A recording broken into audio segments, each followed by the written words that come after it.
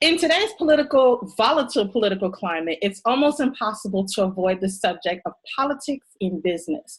Political chaos can wreak havoc in a business, especially when you're vocal about your personal views. Business and politics, while often intersecting at certain points, should never be done if you can help it. It's increasingly harder to remain apolitical these days. It's as if we're losing the ability to remain neutral and party independent while trying to serve our customers. At the slightest sign of disagreement, consumers are ready to boycott against the brand, and conversations have often devolved into battle royales of epic proportions, played out in real time in the media and on social media, with everyone sharing an opinion simply because they can. How do we diffuse this environment and get back to the business of people first over politics? That's the burning question. But first, ask yourself two questions. How can I observe my political beliefs without being offensive or divisive? And how can I minimize or avoid the political talk while doing business? Good morning, Mogul Chix, and welcome to Mogul Chix Chat. I am your host, Adrienne Graham, founder and CEO of Mogul Chix LLC. I am a self-made businesswoman, strategic growth advisor, serial entrepreneur, investor, author, mentor, mother, and the bringer of real talk, whether you like it or not. I help female-founded companies scale, grow, and become investment ready. My personal mission is to help run a better company and build a legacy to pass through the generations. Today's topic, navigating business in a topic political environment, and the conversation will focus on being able to find a balance between running a business, holding your political views and values, while not sabotaging opportunities. My guest, Sherry Heyl, and I will talk about some of the issues many entrepreneurs struggle with when trying to avoid the proverbial landmine that is politics. But first, let me tell you a little bit about Sherry. I'm so happy to have her here. I haven't talked to her in a while, so this is going to be so fun and so enlightening. You guys should check out her commentary on social media. She's very thoughtful and very thorough and very specific in her views. Sherry Heyl is an award-winning marketing consultant and a business coach. She recently launched Amplify Concepts, a freelancers collaborative providing resources to freelancers so that they can focus on doing what they love while providing exceptional service to their clients. Sherry is also evolving into an active political commentator and activist, which is why we have her here today. So get your pens and your pads ready and get ready for some real talk and honest conversation. And hopefully we can share some tips with you on not letting your head explode over political gaffes or getting sucked into commentary and baited and approached with partisan talk. Can't we all just get along? Hey, Sherry, welcome to the show. Hey, Adrienne. How are you this morning? I am well, a little chilly in Atlanta, but still enjoying my fall weather.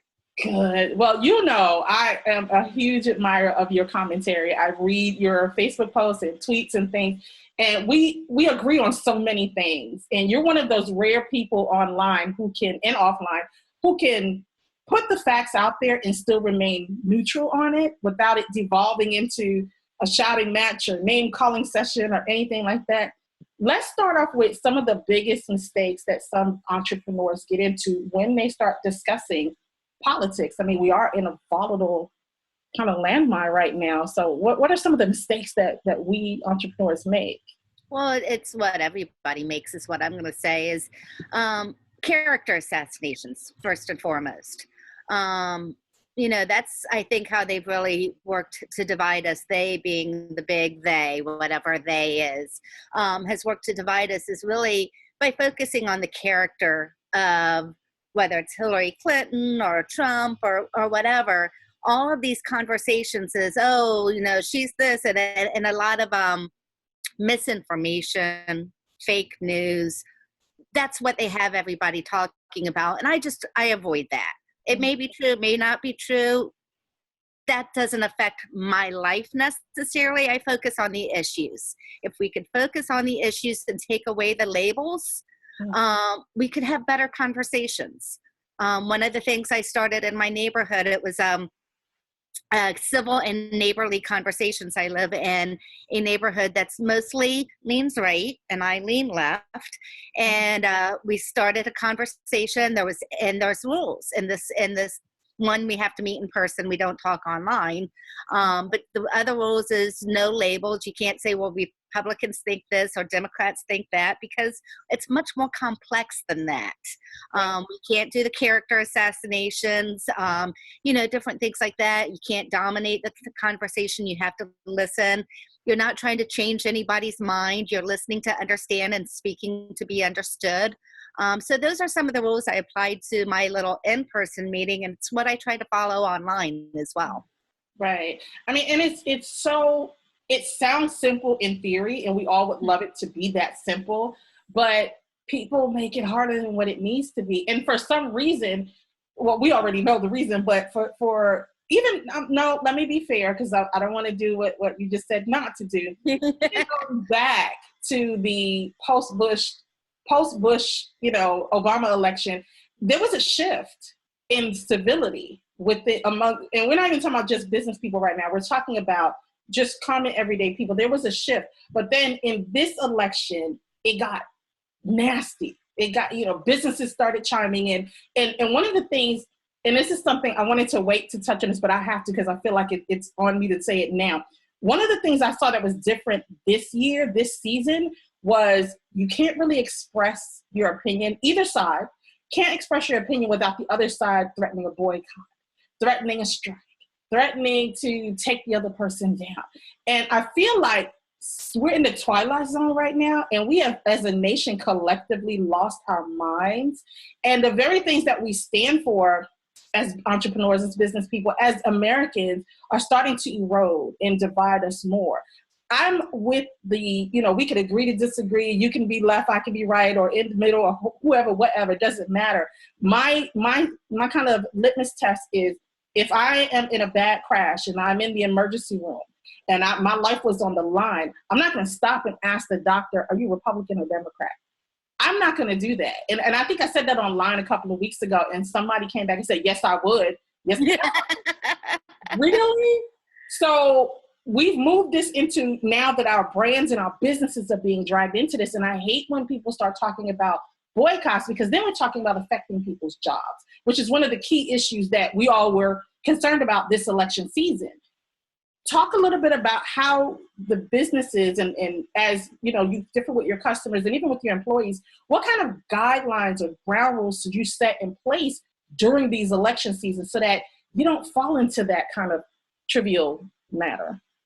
Well, it's an interesting evolution, I guess you could say, and it goes back to something a mentor told me when I first went out on my own, and he said to be divisive. He encouraged me to be divisive, which was very different from what every other mentor told me. Mm-hmm. And so I took every other mentor's advice of, trying to play the middle, and so on and so forth, and not offend anybody. But that hurts inside when you hold it in. When you keep your mouth shut, when you're not true to yourself. And, kind of going back to these businesses and the boycotting and what they're doing, I'm noticing more and more that if they do take a stand, if they do speak out, they actually get, their tribe comes and supports them even more. And that was what that initial mentor told me about being divisive. When you take a stand, people know what to stand with you on.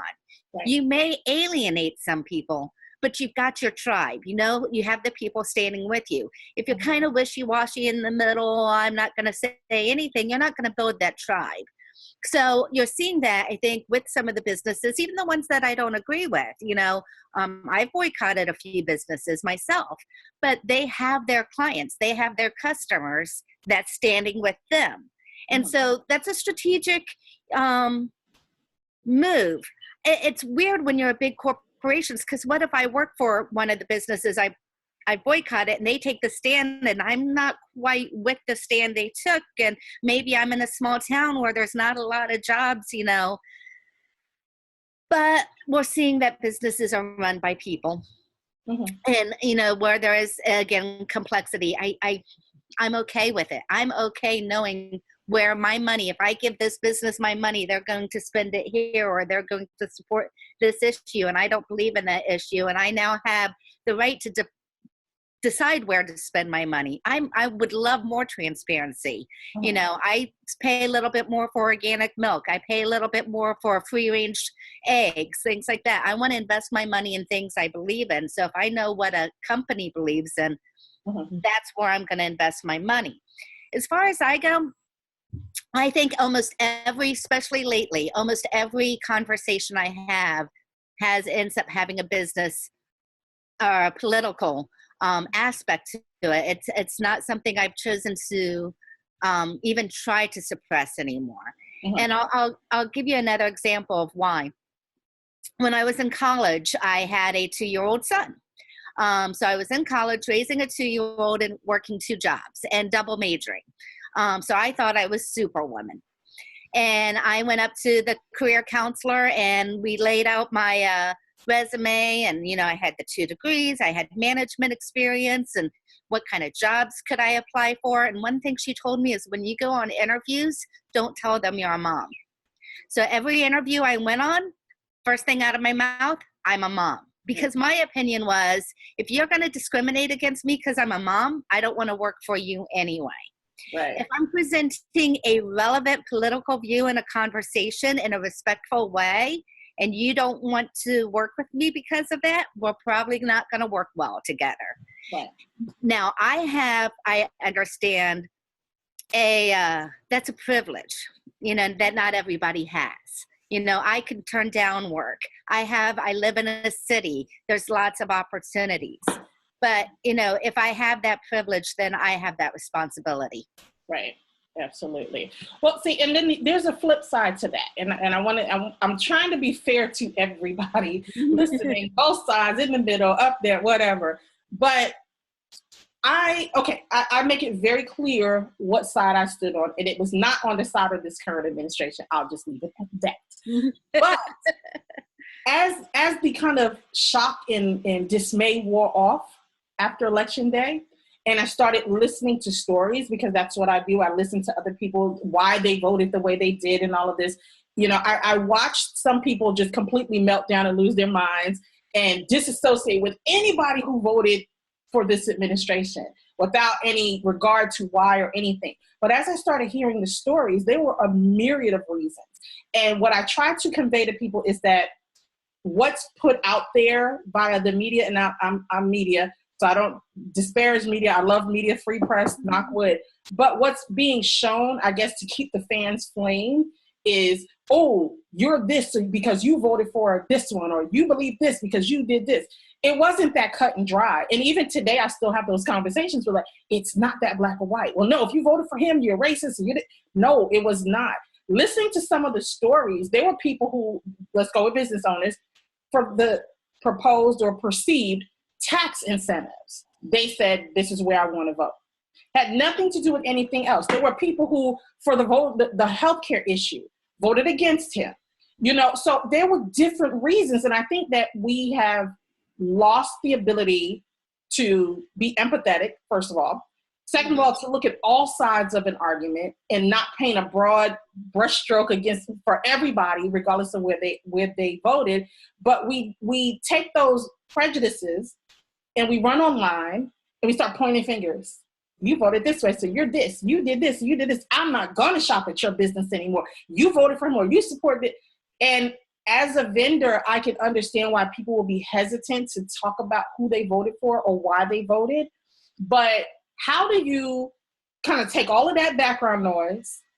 You, let's say, are a small business to say, okay, I need my taxes reduced, so I'm going to go ahead and hold my nose and vote for this one, and I'm going to do this, and then get this incredible backlash, knowing that you're not the type of person that buys into the other talking points and rhetoric and all that. You specifically did it for the tax benefits.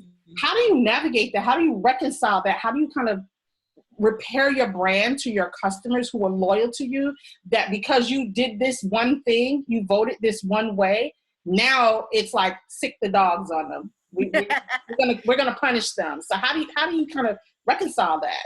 Well, you mentioned in the beginning about leadership, you know, the voice and the leadership. So, you know, one of the things, if you're going to expose how you voted, then you're going to either be part of the noise or you're going to be part of the leadership.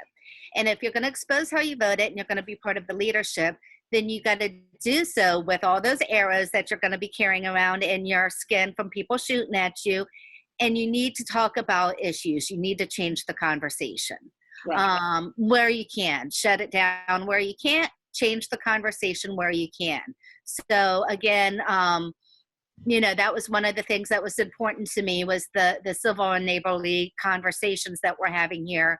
I live in John Ossoff's, what would have been his district if he won. So that was a big national election that really actually opened my eyes up that my neighborhood was more blue than I realized. And I was like, oh, hey, I maybe should know some of my neighbors. Mm-hmm. And that got really rowdy on nextdoor.com. And that's where I said, hey, why don't we get together and have some conversations? And they've been great. And I learned a lot. We'll have them around issues. And my first one was around healthcare. And I learned that, everybody of all sides, actually, they don't want people to die on the streets. They just think that there's policies differences that could get us to the same end of people being taken care of and taking care of themselves. So it's been interesting to speak with people who are willing to listen and have well thought out ideas. Now you've seen some comments that hit my Facebook page when I post some experiences or thoughts or awarenesses that I have come across, and you see that they don't last. I will shut it down. I will block that person. I will delete the comments because that's sidetracking it. That's not, oh, you're not being transparent. No. If you disagree with me and you're being respectful, we'll talk. There may be a point where I say, let's take this offline, but we'll talk. But if I get people, and I remember a gun post I posted and it just got out. I wasn't even in. I was in the car driving somewhere, and I looked at my phone and it had blown up with two friends of opposite sides going at each other in not a respectful way. So I just deleted that post. So that's part of leadership too, is shutting down the noise and then rising up the good conversations. Right. And that's what you do. You say, listen, this is why I voted this way. This is what's important. This is how it's going to help everybody. And I'll go, okay, I get you. I don't necessarily agree with you, but I get you. Right. Agree to disagree and keep it moving. So let me ask you this. Should you, as a leader, as an entrepreneur, if you find yourself in this kind of volatile situation, do you think it's okay to kind of call like a town hall style meeting with maybe your employees, your vendors, your customers, and to hash it out? Because I know a lot of people are afraid to do that. And for me, I did not immediately, I think it was December, I did kind of like a round table kind of thing, a live thing we did. It was about myself and 6 other women, Democrat, Republican, independent, not sure what they were.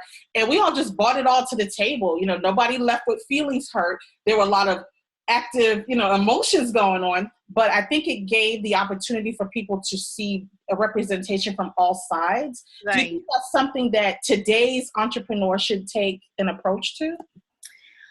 Well, it depends on who your vendors and everybody, who they are.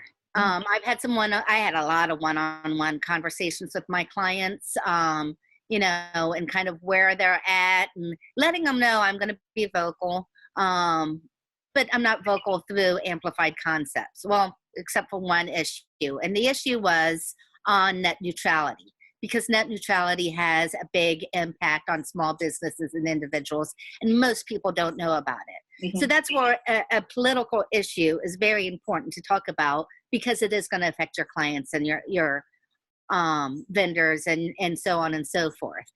So that was the one time I sat down, and all I did was explained in an analogy that I came up with. This is what net neutrality is. This is why it's important to you. This is why you need to pay attention. But other than that, it's Sherry Heyl versus amplified concepts. Now, I have my team on amplified concepts. They have their own voices. They're allowed to have their own voices, but it's not coming through amplified concepts. So there's the brand, and then there's the individuals. And, you know, as an individual, what I tell people, because I coach a lot of young people too, I tell them, be vocal. If you have a voice, social media is where that voice now gets amplified. You know, I'm not out networking and rubbing shoulders and having these conversations in person. I want a voice, and I'm now wanting to become more of a political commentator writer. Right. It's what I want to do. I'm not going to hold myself back from that, but I'm going to think through, can I defend my position respectfully and in a way that the vast majority of people I care about will go, okay, I don't agree with her, but she's smart and she's thought this through. Right. Yeah. See, and that's where the problem lies, because I've kind of stopped watching Facebook. I don't know, many of you guys listening, I haven't been on social media for about a week because I needed the break. I needed the detox. But it's very simple for a conversation or a comment to go from 0 to 100 in under 5 posts. And I've seen it happen. And it's just it's taxing. It really is. And for me, who, you know, I'm clear about what side I'm on. Mine was more so, you know, like, I hate to say this, guys that are listening, but I told you so. I come from New York, so we knew. But I was very clear about my position, and I very rarely make political statements online unless I absolutely have to. If I do it, I do it. I get in. It's like stick and move, and I'm out. I don't belabor a point. I don't keep dwelling on it. You take what I say. You can either use it or throw it away. I don't care. I put it out there, and I don't leave any room for interpretation. Mm-hmm. So what that's done for me was, it's lost me some people, but it's gained me a lot more people. And I've had people on the other side, the Republicans, come to me and say, you know what? I thought you were going to be a problem with that, because when you made your initial statement, I was kind of, you know, but when I really read what you said and I got the intent of it, it makes sense. I get it. I understand. Thank you for being respectful. And that's all I'm saying, is we need to learn how to be respectful. Now, you brought up something else about teams. What do you do when you have a team that functions well together? They're fluid. Everything works well. You guys love working together, and then election season happens and you got your team at each other's throat. How do you kind of set guidelines and boundaries? Either, you know, if we're going to talk about it, this is how we do it, or we don't talk about it at all. How do you do that so that they're not letting those feelings bubble up and that resentment bubble up, but at the same time give them a platform to express themselves without affecting the bottom line?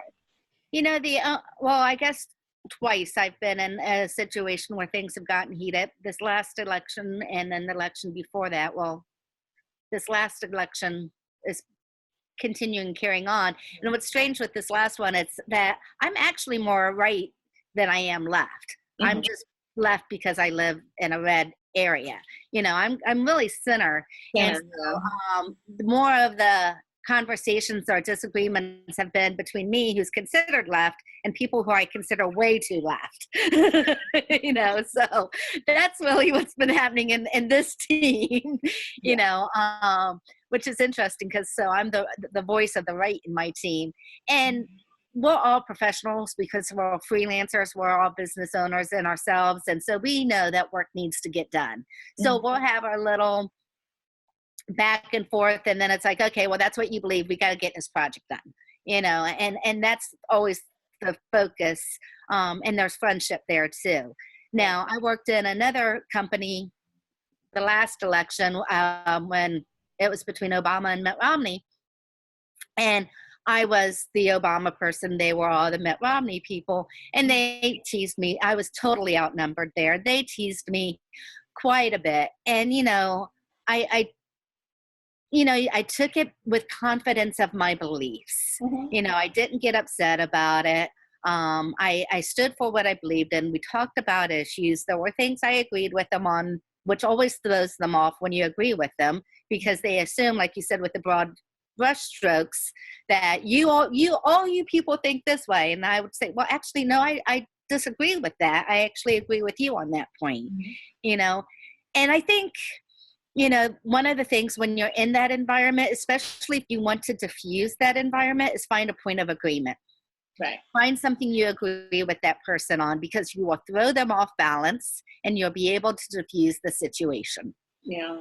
Yeah. I mean, the key is not to convert anybody. Nobody's trying to do that. We just want to coexist in harmony. We want to serve our clients, our customers, make money, the bottom line.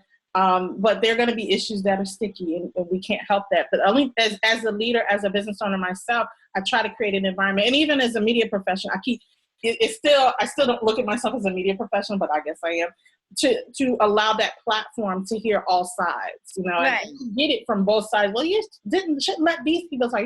No, we have to, this is the problem now. We have to give everybody an open platform to be respectful and have respectful dialogue. So absolutely. I'm not sure for me if it's, and I said it's to listen to be understood, and listen to understand, and speak to be understood. Mm-hmm. But I don't know that that's the same for me as not converting people. Right. You remember my passion long ago was, hey, the world is changing and people need to change really fast or they're going to be left behind. Mm-hmm. Well, guess what? They didn't change fast enough, and there's a lot of people left behind right now, which is why we're in this situation. Mm-hmm. So I really come at my political commentary more as a change management, mm-hmm. And that the world's still going to change. We still have Mark Zuckerberg. We still have Elon Musk. We still have Google. We still have Bitcoin happening. We still have artificial intelligence and automation. None of that slowed down just because this administration's in power. And all this stuff that he's promising people with his again isn't going to happen, because the world moves forward, and it's going to keep moving forward. And these people are going to get further and further left behind. Yeah. So when I'm listening to understand, I'm trying to figure out what points of agreement or where I could insert a conversation that says, listen, this is why this is going to hurt you. We need to find a solution, because my solution may not be the right solution, but you need to understand the problem. We all need to agree what the problem is so we can talk about the solution. Right. And it's more of a change management to kind of keep people moving forward. Do you know, I just read an article that there's an Obama-era training program in all these small towns that were coal country for them to learn computer technology and nursing and all these jobs that are out there, and they're not taking the classes because they expect their coal jobs to come back. Yep. And that is why, yes, I'm more about converting, but not in a hammer kind of way, banging it over their head, but mm-hmm. more in a, do you understand? Can we get you to understand how the world is moving, and this is a problem for you, and let's talk about what the possible solutions are. Right. Absolutely. No, I agree 100%. It's just, if we all took that approach and took emotion out of it, I think we'd get a lot further. So I do work with emotion. Right. So on social media, let's talk about that. How do you, if you know how you are and you know what your beliefs are and you know how passionate you are about it, how do you avoid being baited in? I mean, I admit I've gotten dragged in a couple of times and I caught myself immediately and shut it down. But how do you, as someone representing your brand, as someone representing your industry, as somebody with jobs, with employees to feed, how do you kind of mediate yourself on social media? How do you keep from being dragged into the big fray, the big conversations, the knockdown drag-outs? Well, and I have some leaf blowers behind me, so let me know if I need to move in. One of the things I did right after the election, you mentioned before about people shutting people down, and I did that. I did that on Facebook. I knew I was going to start being more vocal. Mm-hmm. I knew which people were going to disagree with me in ways that were not productive for my health at the time, because I did need a moment of, people put this in a negative connotation, but yes, I did need my safe space for a moment. Obviously I got out of it because I started organizing bipartisan talks, but yes, I did need a safe space for a moment. Mm-hmm. So I actually, my Facebook page has always been public. I never had the privacy settings on it because I always believed I don't want the illusion of privacy. But after the election, I removed some people and I did shut it down. I turned the privacy settings on for a little while. to let my emotions settle so that I didn't get dragged in. And then once I started saying, okay, I know how to do this, I opened everything back up again. But what I put on Facebook is a lot tamer than what I might put on Twitter. On Twitter, I might be a little bit more outspoken. That's kind of because I can shut people down easier, the noise down, not the people who disagree with me, but the noise down easier on Twitter than you can on Facebook. It's not so transparent and viral and invasive like Facebook is when people are on your page commenting. LinkedIn, I don't ever talk comments, again, except for the one thing I did, the net neutrality thing, because that was important. And I might have done a healthcare post once because, again, I do talk a lot about freelancing. They say right now 33% are freelancers. It's going to be 40% soon. We need healthcare. Yeah. So I might, if it's something like that, I'm not going to say this is the solution. I'm just going to say this is the problem on LinkedIn, and, something to think about, people kind of thing, So I won't talk about it at all on LinkedIn. Facebook, I'm very much, on my personal page, I'm more timid than I am on LinkedIn. I have a business page, Sherry Heyl. I've been toying with that. I don't know what to do with that one because I have been a marketer for so many years. That was my brand. That's who I am.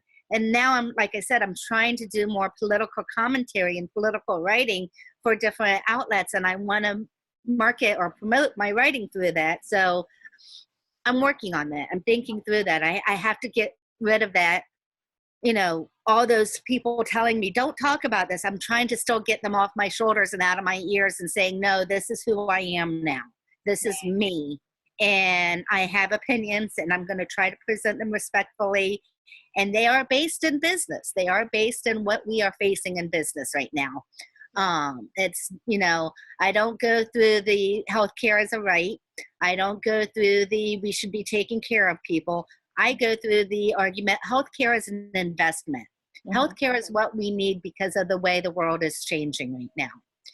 So when I'm going to put it out there, I'm going to put it out there in that business brand that I've been for so many years. Right. Absolutely. So I can't round out the conversation without talking about the hard subjects here. So we know two issues, and I fit under both categories. One, the whole women's issues. There are a lot of women's issues out there that have been amplified during the election season, post-election season, with the sexual harassment stuff, and now you're seeing members of Congress getting charged, and it's making this big political firestorm about women and all of this stuff.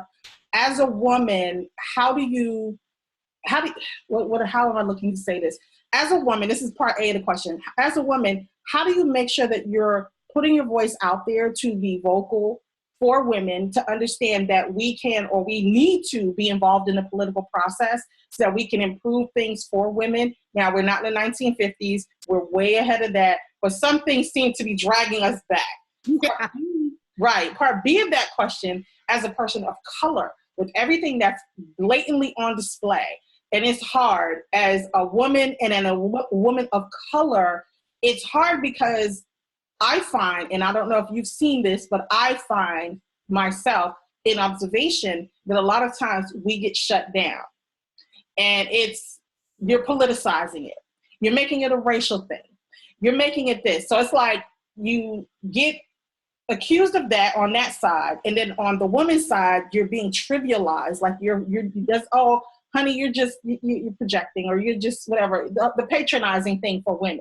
Time of the month for you. Yeah, so it's kind of like you get hit from both sides. Well, I get hit from both sides. How do you, because the one thing I'm not going to do, me personally, and I don't know about my listeners, the one thing I'm not going to do is apologize for being a woman. I'm not going to know my place. And I'm not going to apologize for being a person of color. And I'm going to use my voice and my platform to bring light to issues that are out there affecting us. But not in a way, well, I hope, not in a way that is a us versus them kind of thing. Right. So with that laid out there as best as I could, because it's kind of off the cuff, it wasn't a planned question. How do you keep conversations going that you need to have going to educate our younger females coming up, because a lot of them are insulated now.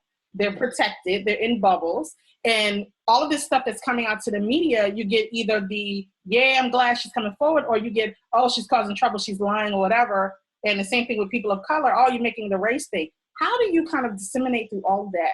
And how do you use your platform as a woman or a person of color to speak to the issues unashamed and still be able to promote civil conversations as it kind of spirals? You're right. These are the hard questions. The woman one's always been hard for me. And the reason is I was raised with 3 brothers. I'm the only girl. I'm raising 2 sons. I'm the only, besides my dog, I'm the only girl in this house. And I'm a strong woman. And I never really, for most of my life, never really thought of myself as, you know, the minority as a woman. Right. Never really. And I would hear people talk about it. And I know the history of women, and I, you know, history was my minor, history is my passion. I know the stories, but for me, I didn't ever feel it. Maybe it's because my strong personality has oftentimes overshadowed or made me oblivious to when I am facing something. Now, a job I had once was the first time I ever dealt with such blatant misogyny, and it drove me crazy. I didn't know what I was experiencing, and that did wake me up a little bit, but only a little bit. Once I got out of that, got out on my own. You know, a friend of mine posted a picture yesterday. It was a throwback picture, one of the Facebook memories pictures, and it was me with a board that I had put together, and it was all men. I put the board together. It was all men. And I remember when I did that, I remember going, oh yeah, there's a problem we're the same. you know? And so yeah, for me, more recently, I've been trying to almost as though I'm a man, trying to be more aware of women's issues, I guess is where I'm at. I've been more like, okay, yeah, that is a thing, you know. I didn't grow up with it, so I'm kind of looking at it going, oh, you know, that is a thing. And that, whether it's good or bad or right or wrong, sometimes has me seeing things on both sides. So Louis C.K. is a comedian of ours in the family. And, you know, last night, the allegations of what he's done came out, and my son was heartbroken by it. And I'm sitting there going, that's just men, you know. Logical practitioning. Yeah, I'm just going, I've seen worse, you know. And I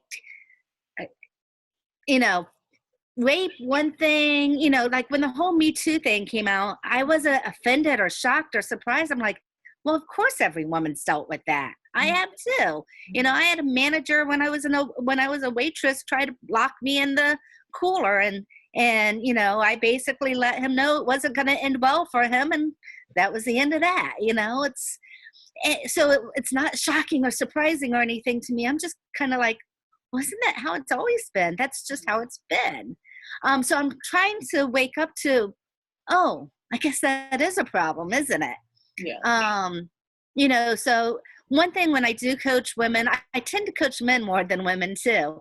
But when I do coach women, I'll coach them out of things like they say I'm sorry way too much. It's like, stop apologizing. I don't want to hear that word out of your mouth again. You know, and so I do coach them to be a little bit more assertive and not so timid and things of that nature that I guess they were raised to be, and somehow somebody forgot to raise me to be that way. So that one's a little more hard for me. The color thing, you saw, I believe, one of the posts that I put up after the Vegas shooting, and somebody who I was not connected to on Facebook, but again, it's back to public, jumped on it, and I had to shut that down, but it inspired me to write an article. That one's interesting too, and that one is a conversation I think we could have totally in depth Right. I grew up, I think you know this, I grew up in Carroll City. So I was the minority there. It was a very Black Latino neighborhood. So I always grew up thinking, well, I'm not racist. I guess kind of similar to the women thing, which I would still argue, no, I'm not racist. But what I've started recognizing in my old age now is systemic racism. And the Vegas shooting, and my article that I wrote about it, you know, and we're seeing it now too with the shooting in Texas, how things are treated differently depending on the person's religion or color when it's the shooter. And that's a huge wake-up call for me, and starting to see more and more systemic racism. And I think as a white person, I should talk about that. Because it would be more receptive for certain people to hear it coming from me versus coming from you. On the same token, now you and I may agree or not agree on this point, that whole Dove commercial where it starts off with a Black woman, she takes her shirt off, turns into a white woman, takes her shirt off. I think it was like Latino and then Muslim, and went on and on. I saw people yelling that was racist. And I'm good, that's not racist. And if you call everything racist, you're watering it down. And I wanted to say something, but first I went into the comments and I saw lots of my Black friends saying something. I went, whoa, they're the ones who should be saying something, not my place to say anything. I disagree with that, though. I disagree with that. And okay, don't send me hate mail to my listeners. I didn't find it racist either. Now, when I first saw it, because you know how it is with media and social media, you get a sliver of what it was. So when I first saw it, it was a Black woman turning into a white woman, and that was it. And I wait a minute, But then like I usually do, dig deeper. And I investigated and saw what it was, and I wasn't upset about it. I wasn't offended by it. And I can understand how some people could be or would be. But I think that people like me, people like you who have a platform, whether it's writing, radio, or whatever, social media, we have a platform to, examine the entire picture. Let's look at the entire situation, and then let's talk about it. I don't like jumping into something if I haven't researched it. And I think that's a huge problem with social media. A lot of times we see sound bites, or we hear sound bites, or we see clips, or we see a headline, and it's like the juices start flowing, the adrenaline starts flowing, and it's attack mode, and it's reaction mode. Confirmation bias too. Right. I, for one, made a promise when I decided to launch the magazine, when I decided to go back into radio, was that I was going to make this platform where we talk about the stuff that people don't want to talk about. It may be hard, and some of my listeners may be sitting here like, why are you talking to her about people of color? We have to have these conversations, because so many people, white people, are not allowed to be in that conversation. Right. That irritates me a lot, because I've witnessed friends, I love you guys, my friends that are listening, say, well, so-and-so doesn't have a right to comment on this because she doesn't look like me. He doesn't look like me. He doesn't go through what I go through. She doesn't see what I see. No, my favorite, it's not my job to educate them. Well, then what the hell are you having a conversation for? Nobody said you had to change anybody's mind. I'm not trying to change the world. Maybe a little bit. That's because that's me. But my thing is, can we start having honest, hard dialogue? We need to talk, because that's going to be the only way that we can, even if we agree to disagree, it's going to be the only way that we could finally unite, be like, okay, we're on opposing sides, but we still have the same end goal. And I know that you're not my enemy. And I know that my neighbor's not my enemy. How are we going to rise above this, above the fray, above the sound bites, and really have meaningful conversations that don't devolve into mudslinging on social media?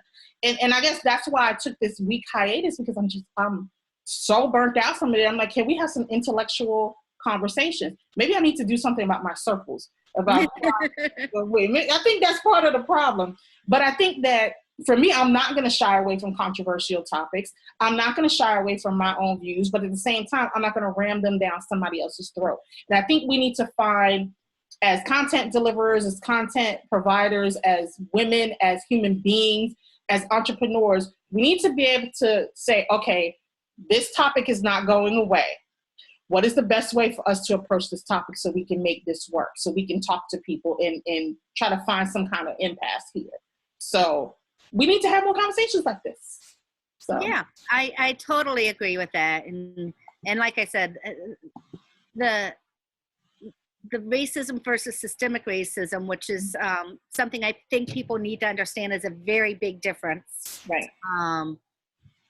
If you go after a white person and you call them racist, and they've been working really hard not to be, because white people do have to work really hard not to be, because they were raised to be, especially in a word that's systemic of racism, you're going to shut that conversation down. But if you say, listen, it's not about you, it's about what's going on in the culture and the way we say things and report things, you can open up that conversation.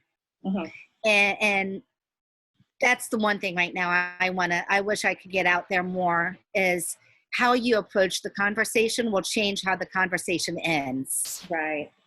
Absolutely. And we can't, like I said, we can't be afraid. We cannot be afraid of having these talks, these conversations. It's going to be hard. You know, and it's funny because a lot of my friends, a lot of my white friends come to me, I don't know what to say. And I'm like, I'm not the ambassador for all Black people or Latinas. I'm not the ambassador for all women. Let's just put it out there and just have the conversations, you know? So I think that social media can be used as a platform of good if we stop falling into or getting sucked into the trivial conversations, if we stop being offended by tweets, somebody in particular, I won't mention any names, but I mean, at the same time, don't get me wrong, I don't want us to be, you know, full of apathy. I don't want us to be so, oh, that's expected. Oh, well, that's just how he is. No, it's not normal. No, it's not right. And we should be able to be confident enough to say, there's something wrong here, but what do we do about it? Right. Not, we're wrong, he's wrong, she's wrong, he did this, she did. No, we can't do, it's just a lot of this talking back and forth to each other, and we can't do that. We have to have conversations, and we have to all be willing to listen to each other. So we can talk about this all day, which I know we can't. But what I usually do is I want to give you an opportunity to tell people how to find you, if you have anything coming up, anything they need to be paying attention to, register for, attend, or whatever. And then we're going to lead it off with you giving your top 3 tips on how to kind of navigate this chaos. So let's start with how people can reach you. Okay. Sherry Heyl. My name is basically my handle for all of my platforms. It's the advantage of having a unique name. So that's SherryHeyl, LinkedIn, Pinterest, Twitter, Facebook, and so on and so forth, is where you'll find me. My website, sherryheyl.com. So keep it easy. Amplified Concepts is my company. It is the Freelancers Collaborative.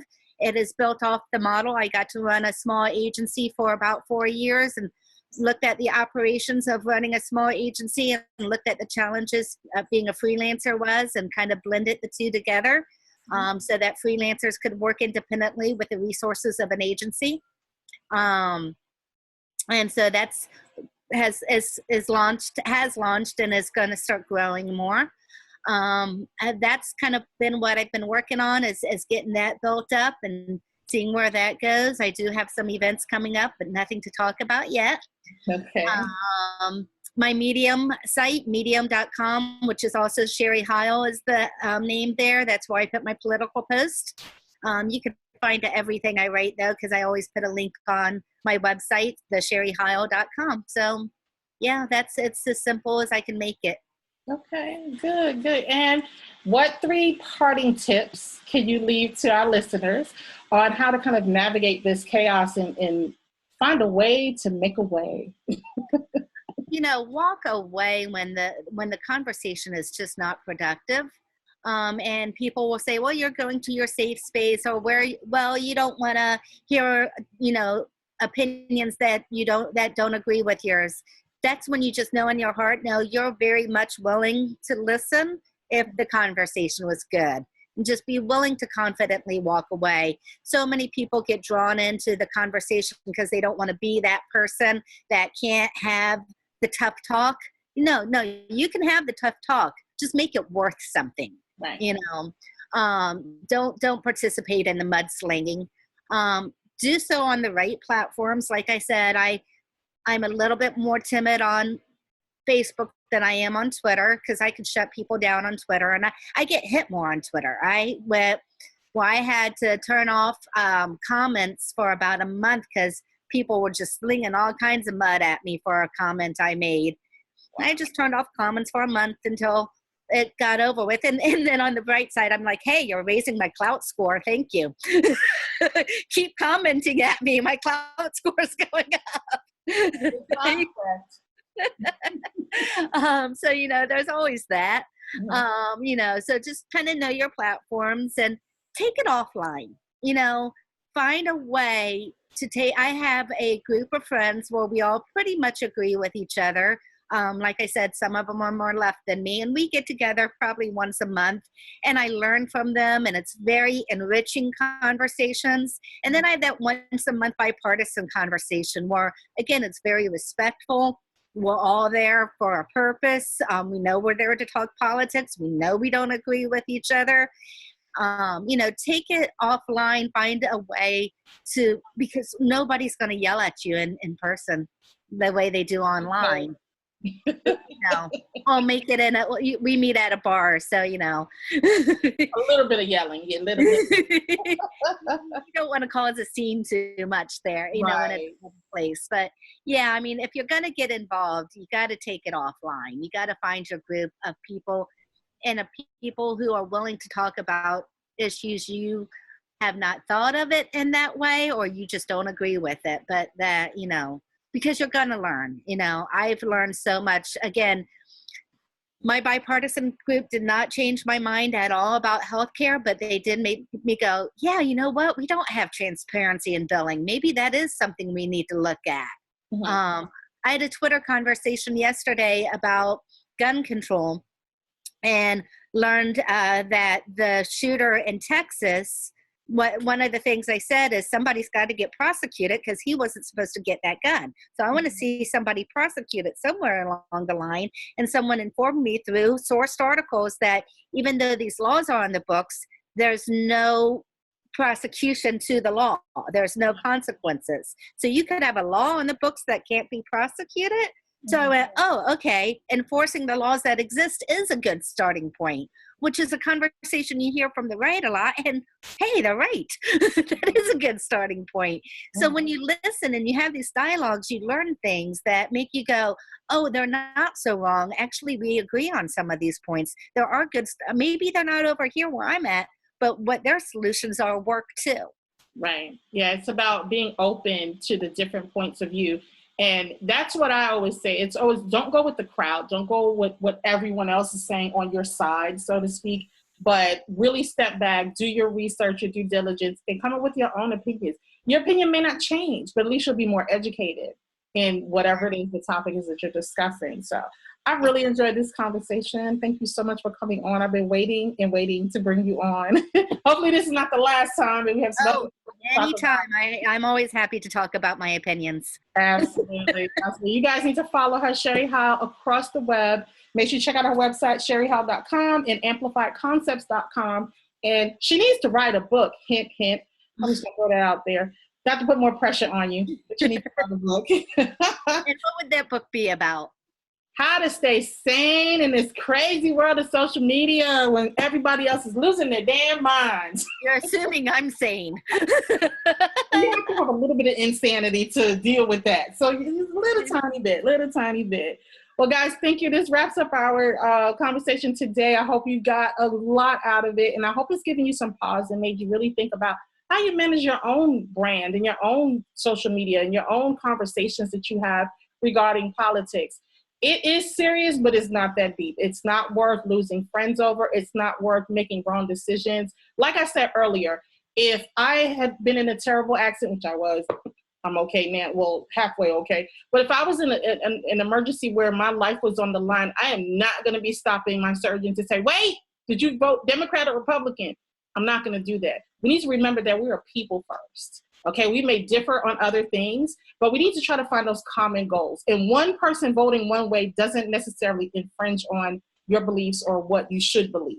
So let's try to have open dialogue first and foremost. So thank you to Sherry for joining on and sharing her wisdom and her nuggets of advice to my audience. Thank you guys for tuning in week after week. I do this only for you guys. You know, that's it. You can reach me at mogulchix.com, or you can reach me at Talent Diva on Twitter, or Adrienne Graham across the web. Of course, follow Mogul Chix on everything. We're on Instagram, Pinterest, LinkedIn, Facebook, Twitter, Snapchat, all everything. We're there. And email us if you have a comment or a question, or if you know someone who needs to be on the show. info@mogulchix.com. And of course, you can tune in or give us a call at any time, 347-450-7609. And remember, Mogul Chix provides strategic growth solutions, resources, mentoring, training, and access to capital. Our mission is to take your company from flat to profit generating to creating investment-ready companies. Mogul Chix are always a step ahead of the crowd and close deals. And remember, Mogul Chix make mogul moves and power plays. Your move. I'll see you guys next week. Take care.